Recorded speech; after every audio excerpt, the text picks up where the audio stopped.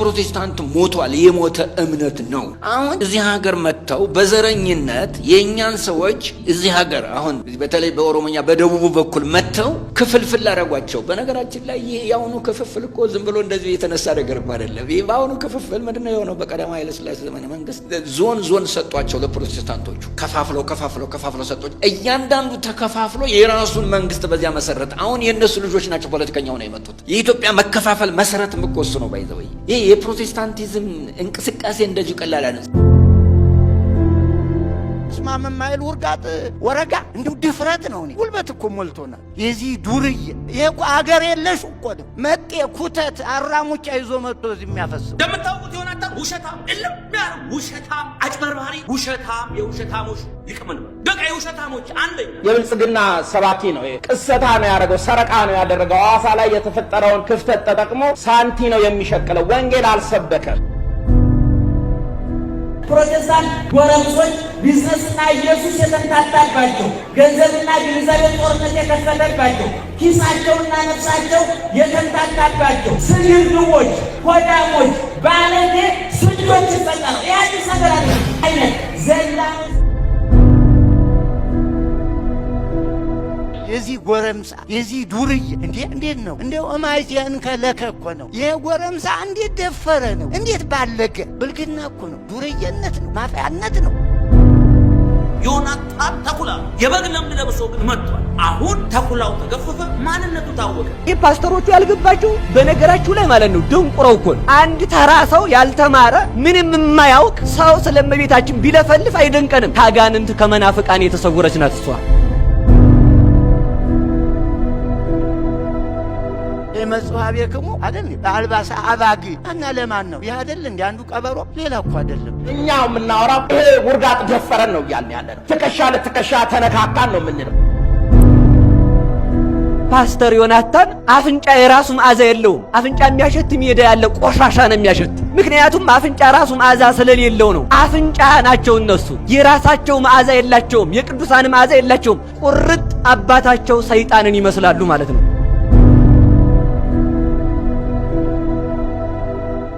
መንፈሳዊ ጥቃትም ተከፈተብን። ይሄ ሃይማኖት ስህተት ነው ተብሎ መናፍቃን በር ተከፍቶላቸው በጀት ተመድቦላቸው ሁሉ ነገር እየተደረገላቸው ዘመቻ ተካሄደ። እንዳውም የጣዖት አምልኮ ኦፊሻሊ ፖለቲካ ድጋፍ ማግኘት ጀመረ። ከዝንብ ማር አይጠበቅም እንደሚባለው ምን ጊዜም ከመናፍቃን ምንድነው የምንጠብቀው? ምንም አንጠብቅም። የዲያብሎስ ልጆች የግብር ልጆቹ የአርዮስ ወንድም የመቅዶኒዮስ ታናሽ የንስጥሮስ አበጋዝ አንተ የናቡከደነጾር መልእክተኛ የሰዶም ነጋሪት መቺ ወይንህ ከገሞራ አንተ ሰዶማዊ አንተ የገሞራ ልጅ ዳሩ ይገባሃል እንዴ ሰይጣን። ፓስተሩን ራሱን ተሻለ ብትሉት መድኃኒት ውጫ ተሽሎኛል። ኢየሱስን ውጣ ሆኖ እንዲሁ እኮ አይደረስ እኮ እንዲሁ ድንቁርና እንዲህ አድርጎ ቤት ይሰራል። ጥበብ ቤቷን እንደሰራች ድንቁርና ቤቷን የሰራችባቸው ሰዎች እኮ ናቸው እነዚህ።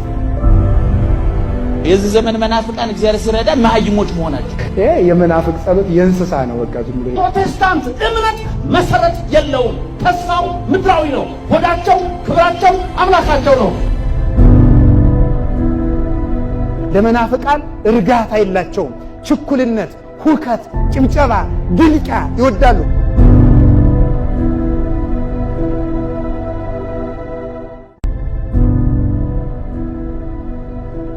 ፕሮቴስታንት ሞቷል። የሞተ እምነት ነው። አሁን እዚህ ሀገር መጥተው በዘረኝነት የኛን ሰዎች እዚህ ሀገር አሁን በተለይ በኦሮሞኛ በደቡቡ በኩል መጥተው ክፍልፍል አደረጓቸው። በነገራችን ላይ ይሄ ያውኑ ክፍፍል እኮ ዝም ብሎ እንደዚህ የተነሳ ነገር አይደለም። ይሄ ባውኑ ክፍፍል ምንድነው የሆነው? በቀዳማዊ ኃይለ ሥላሴ ዘመነ መንግስት ዞን ሰጧቸው ለፕሮቴስታንቶቹ ከፋፍለው ሰጧቸው። እያንዳንዱ ተከፋፍሎ የራሱን መንግስት በዚያ መሰረት አሁን የነሱ ልጆች ናቸው ፖለቲከኛው ነው የመጡት። የኢትዮጵያ መከፋፈል መሰረት ምቆስ ነው ባይዘው።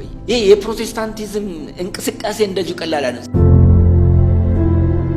ስማም ማይል ወርጋጥ ወረጋ እንዴው ድፍረት ነው። እኔ ጉልበት እኮ ሞልቶናል። የዚህ ዱርዬ ይሄ እኮ አገር የለሽ እኮ ነው። መጤ ኩተት አራሙጫ ይዞ መጥቶ እዚህ የሚያፈስው እንደምታውቁት ዮናታን ውሸታም እልም ያለ ውሸታም አጭበርባሪ ውሸታም የውሸታሞች ይቅምን በቃ የውሸታሞች አንደኛ የብልጽግና ሰባኪ ነው። ቅሰታ ነው ያደረገው፣ ሰረቃ ነው ያደረገው። ሐዋሳ ላይ የተፈጠረውን ክፍተት ተጠቅሞ ሳንቲ ነው የሚሸቅለው። ወንጌል አልሰበከም። ፕሮቴስታንት ጎረምሶች ቢዝነስና ኢየሱስ የተምታታባቸው ገንዘብና ግንዛቤ ጦርነት የከፈተባቸው ኪሳቸውና ነፍሳቸው የተምታታባቸው ስግብግቦች፣ ሆዳሞች፣ ባለጌ ስንቶች ይፈጠራሉ። የአዲስ ነገር አይነት ዘላን የዚህ ጎረምሳ የዚህ ዱርዬ እንዴት ነው እንደው እማይቲያን ከለከ እኮ ነው። ይሄ ጎረምሳ እንዴት ደፈረ ነው? እንዴት ባለገ? ብልግና እኮ ነው። ዱርዬነት ነው። ማፈያነት ነው። ዮናታን ተኩላ የበግ ለምድ ለብሶ ግን መጥቷል። አሁን ተኩላው ተገፈፈ፣ ማንነቱ ታወቀ። ይህ ፓስተሮቹ ያልገባቸው በነገራችሁ ላይ ማለት ነው ደንቁረው እኮ አንድ ተራ ሰው ያልተማረ ምንም የማያውቅ ሰው ስለእመቤታችን ቢለፈልፍ አይደንቀንም። ከአጋንንት ከመናፍቃን የተሰወረች ናት እሷ። የመጽሐፍ የክሙ አይደል በአልባሳ አባግ እና ለማን ነው ይህ አይደል እንደ አንዱ ቀበሮ ሌላ እኮ አይደለም። እኛው የምናወራው ይሄ ውርጋጥ ደፈረን ነው እያልን ያለ ነው። ትከሻ ለትከሻ ተነካካን ነው የምንለው። ፓስተር ዮናታን አፍንጫ የራሱ መዓዛ የለውም። አፍንጫ የሚያሸት ሜዳ ያለ ቆሻሻ ነው የሚያሸት። ምክንያቱም አፍንጫ ራሱ መዓዛ ስለሌለው ነው። አፍንጫ ናቸው እነሱ። የራሳቸው መዓዛ የላቸውም። የቅዱሳን መዓዛ የላቸውም። ቁርጥ አባታቸው ሰይጣንን ይመስላሉ ማለት ነው።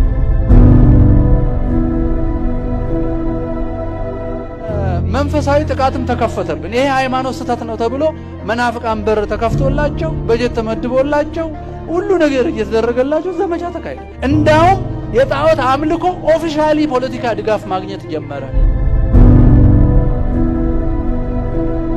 ከዝንብ ማር አይጠበቅም እንደሚባለው ምንጊዜም ከመናፍቃን ምንድነው የምንጠብቀው? ምንም አንጠብቅ። የዲያብሎስ ልጆች የግብር ልጆቹ የአርዮስ ወንድም የመቅዶኒዎስ ታናሽ የንስጥሮስ አበጋዝ አንተ የናቡከደነጾር መልእክተኛ የሰዶም ነጋሪት መቺ ወይንህ ከገሞራ አንተ ሰዶማዊ አንተ የገሞራ ልጅ ዳሩ ይገባሃል እንዴ ሰይጣን። ፓስተሩን ራሱን ተሻለ ብትሉት መድኃኒት ውጭ ተሽሎኛል። ኢየሱስን ውጣ ሆኖ እንዲሁ እኮ አይደረስ እኮ እንዲሁ ድንቁርና እንዲህ አድርጎ ቤት ይሰራል። ጥበብ ቤቷን እንደሰራች ድንቁርና ቤቷን የሰራችባቸው ሰዎች እኮ ናቸው እነዚህ። የዚህ ዘመን መናፍቃን እግዚአብሔር ሲረዳ መሀይሞች መሆናቸው። ይሄ የመናፍቅ ጸሎት የእንስሳ ነው። በቃ ዝም ብሎ ፕሮቴስታንት እምነት መሰረት የለውም። ተስፋው ምድራዊ ነው። ሆዳቸው ክብራቸው አምላካቸው ነው። ለመናፍቃን እርጋታ የላቸውም። ችኩልነት፣ ሁከት፣ ጭብጨባ፣ ድልቃ ይወዳሉ።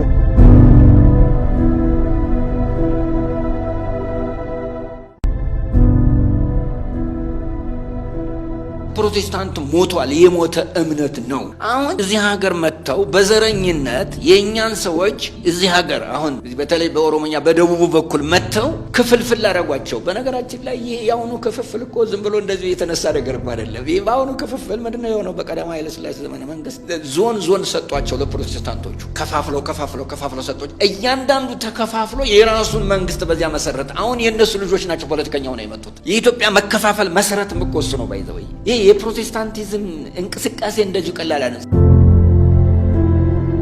ስማም ማይል ውርጋጥ ወረጋ እንዲሁ ድፍረት ነው። ጉልበት እኮ ሞልቶና የዚህ ዱርዬ ይሄ እኮ አገር የለሽ እኮ ነው። መጤ ኩተት አራሙጫ ይዞ መጥቶ እዚህ የሚያፈስም እንደምታውቁት ዮናታን ውሸታም እልም ያለ ውሸታም፣ አጭበርባሪ፣ ውሸታም፣ የውሸታሞች ሊቀመን በቃ የውሸታሞች አንደኛ የብልጽግና ሰባኪ ነው። ቅሰታ ነው ያደረገው፣ ሰረቃ ነው ያደረገው። ሐዋሳ ላይ የተፈጠረውን ክፍተት ተጠቅሞ ሳንቲ ነው የሚሸቅለው። ወንጌል አልሰበከም። ፕሮቴስታንት ጎረምሶች ቢዝነስና ኢየሱስ የተምታታባቸው ገንዘብና ግንዛቤ ጦርነት የከፈተባቸው ኪሳቸውና ነፍሳቸው የተምታታባቸው ስግብግቦች፣ ሆዳሞች፣ ባለጌ ስንቶች ይፈጠራሉ። የአዲስ ነገር አይነት ዘላን የዚህ ጎረምሳ የዚህ ዱርዬ እንዴት ነው እንደው እማይቲያን ከለከ እኮ ነው። ይሄ ጎረምሳ እንዴት ደፈረ ነው? እንዴት ባለገ? ብልግና እኮ ነው። ዱርዬነት ነው። ማፈያነት ነው። ዮናታን ተኩላ የበግ ለምድ ለብሶ ግን መጥቷል። አሁን ተኩላው ተገፈፈ፣ ማንነቱ ታወቀ። ይህ ፓስተሮቹ ያልገባቸው በነገራችሁ ላይ ማለት ነው ደንቁረው እኮ አንድ ተራ ሰው ያልተማረ ምንም የማያውቅ ሰው ስለእመቤታችን ቢለፈልፍ አይደንቀንም። ከአጋንንት ከመናፍቃን የተሰወረች ናት እሷ። የመጽሐፍ የክሙ አይደል በአልባሳ አባግ እና ለማን ነው ይህ አይደል እንደ አንዱ ቀበሮ ሌላ እኮ አይደለም። እኛው የምናወራው ይሄ ውርጋጥ ደፈረን ነው እያልን ያለ ነው። ትከሻ ለትከሻ ተነካካን ነው የምንለው። ፓስተር ዮናታን አፍንጫ የራሱ መዓዛ የለውም። አፍንጫ የሚያሸት ሜዳ ያለ ቆሻሻ ነው የሚያሸት። ምክንያቱም አፍንጫ ራሱ መዓዛ ስለሌለው ነው። አፍንጫ ናቸው እነሱ። የራሳቸው መዓዛ የላቸውም። የቅዱሳን መዓዛ የላቸውም። ቁርጥ አባታቸው ሰይጣንን ይመስላሉ ማለት ነው።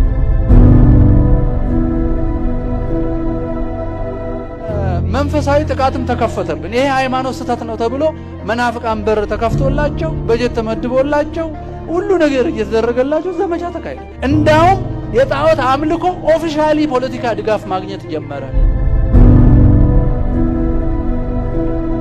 ከዝንብ ማር አይጠበቅም እንደሚባለው ምንጊዜም ከመናፍቃን ምንድነው የምንጠብቅ? ምንም አንጠብቅ።